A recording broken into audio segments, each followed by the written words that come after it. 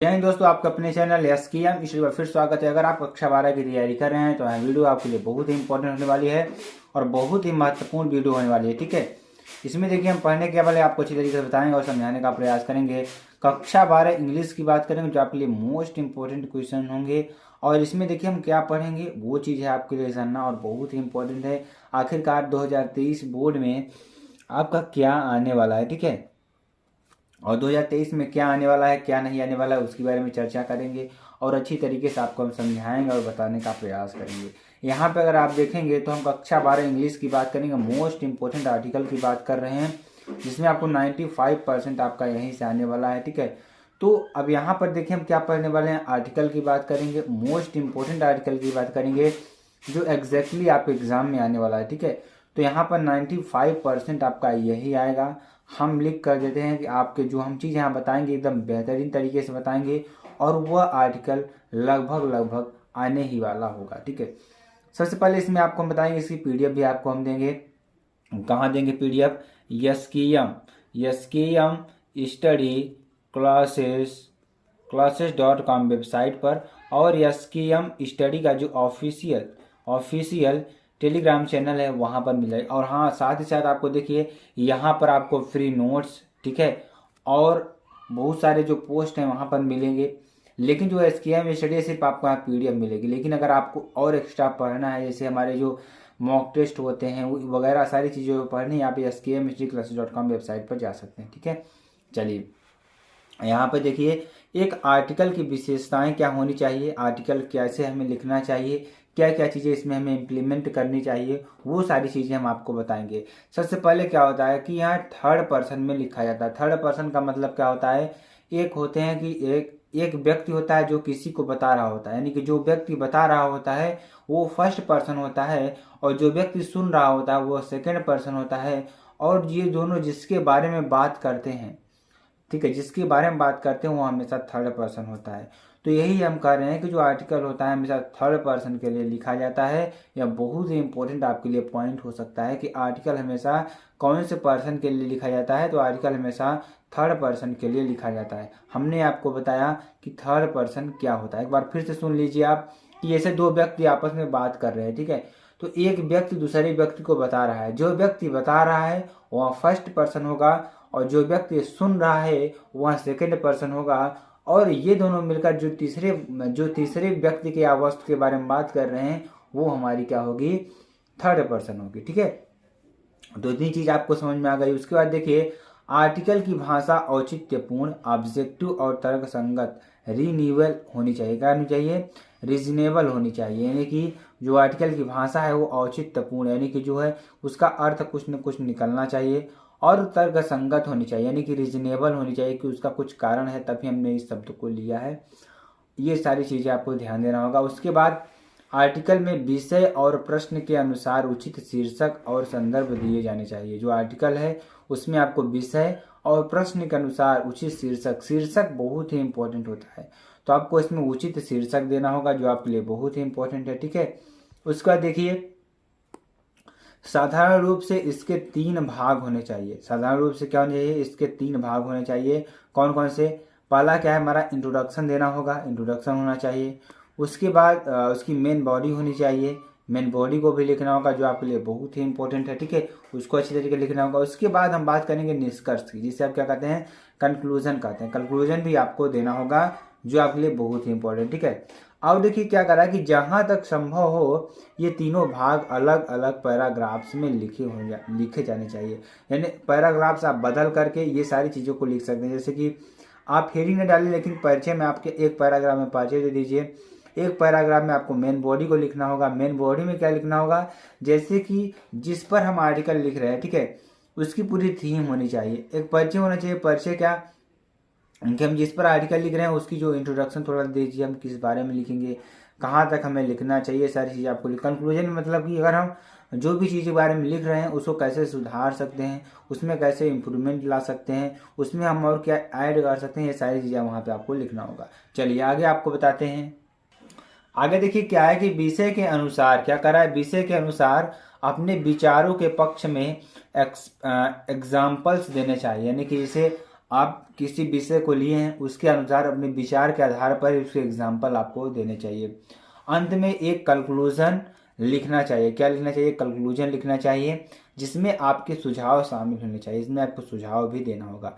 अब हम आपको एक आर्टिकल बहुत ही बेहतरीन तरीके से लिख कर बताएंगे कि आखिरकार आर्टिकल को हम कैसे लिख सकते हैं और कैसे हम इसको पढ़ सकते हैं, और इसको लिखने का तरीका क्या होना चाहिए, वो सारी चीज़ हम डिस्कस करेंगे। और इसमें टाइटल को कैसे हम लेंगे उसके बारे में भी चर्चा करने वाले हैं। ठीक है, यहाँ पे आप देखेंगे तो recurring floods in many metropolitan cities of country during the monsoon seasons led bear the hollowness of the claims of the civic uh, authorities of their preparedness. The poor had to bear the brunt. देखिए कहने का मतलब क्या है, पहले इसको अच्छी तरीके से समझ लेंगे तभी आप इस पर आर्टिकल लिख पाएंगे।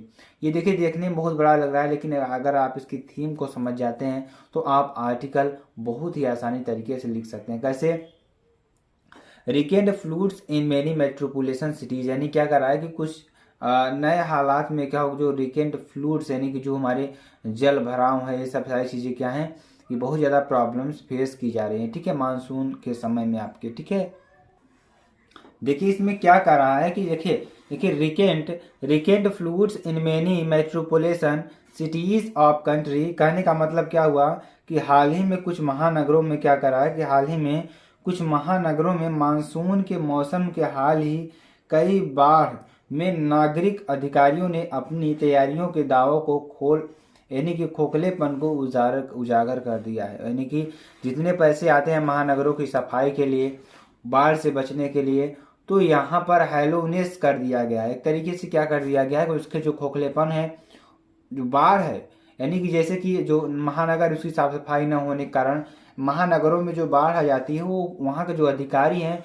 उनकी पोल खोलने के लिए इतना ही काफ़ी है कि हमारे यहाँ बाढ़ आ रही है। ठीक है, और देखिए क्या करा है कि the poor had to bear the brunt of the problem while no one was ever held accountable. कहने का मतलब क्या हो, जो गरीब इंसानों को, जो गरीबों को इन समस्याओं का सामना करना पड़ता है। राइट एन आर्टिकल, यानी कि जो ये सब प्रॉब्लम्स हैं इस पर आपको एक आर्टिकल लिखना होगा। आर्टिकल आपको ऐसे लिखना होगा कि आपको यहाँ पर पूरे सुझाव देने होंगे, सारी चीज़ों को यहाँ पर आपको लिखना होगा। चलिए इस पर एक आर्टिकल लिखते हैं और आपको अच्छी तरीके से हम समझाते हैं। ठीक है, देखिए यहाँ पर हमने टाइटल क्या लिखा है, टाइटल लिखा है मुंबई स्टॉप्स अगेन। मुंबई पुनः रुक गई है। एक तरीके से क्या इसमें लिया गया है, मुंबई पुनः रुक गई है।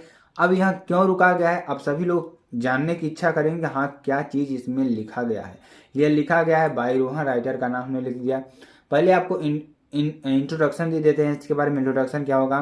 देखिए, India's financial capital Mumbai once again come to a standstill on account of heavy rain. यानी कि जो हमारी क्या है कि फाइनेंशियल कैपिटल है, यानी कि जो हमारी आर्थिक एक तरीके से आर्थिक जो हमारी सिटी है क्या है, मुंबई, एक बार फिर से क्या हो गई है, बाढ़ में, यानी कि हैवी बाढ़ में फंस गई है। But rainfall over the last day in the now here as overwhelming as what the city experienced on 26 July 2005 when it received almost 95 centimetre.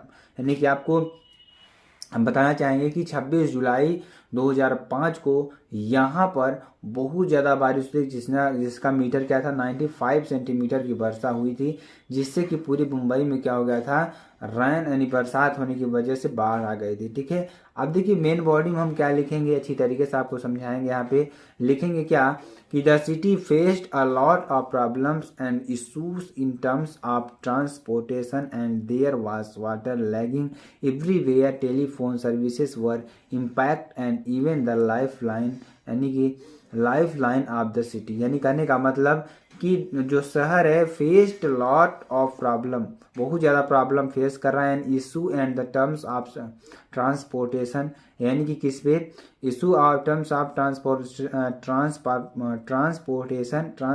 में क्या कर रहा है, यानी जो आपके यातायात साधन है उसको बहुत ज़्यादा रुक गया है।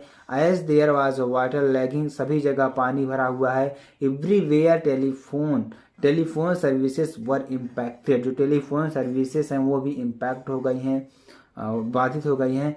And even the life line of the city, क्या है यहाँ लाइफ लाइन ऑफ, जो कि सिटी की क्या है लाइफ लाइन है। चलिए कंक्लूजन की बात करते हैं, निष्कर्ष की बात कर लेते हैं। तो the sad thing is that our government is unprepared is spite of recurring floods every year, यानी कि इस जो बाढ़ है, बाढ़ को रोकने में हमारी जो गवर्नमेंट है हर साल नाकाम रह जाती है। Thousands of slum people have their lives devastated by floods every year, यानी कि जो हजारों लोग हैं वो स्लम्स में रहने के लिए बाधित हो जाते हैं इन सब की वजहों से। तो ये आपका कंक्लूजन होगा, ऐसे ही आपको लिखना होगा, जो भी चीज़ आपकी आ रही वो सारी चीज़ों को यहाँ पर डाल देना है। तो इसमें अगर आपको वीडियो पसंद आती है आप चैनल को लाइक शेयर कमेंट सब्सक्राइब कर सकते हैं। फिर मिलता है नेक्स्ट वीडियो में नए टॉपिक के साथ, तब तक के लिए जय हिंद जय भारत।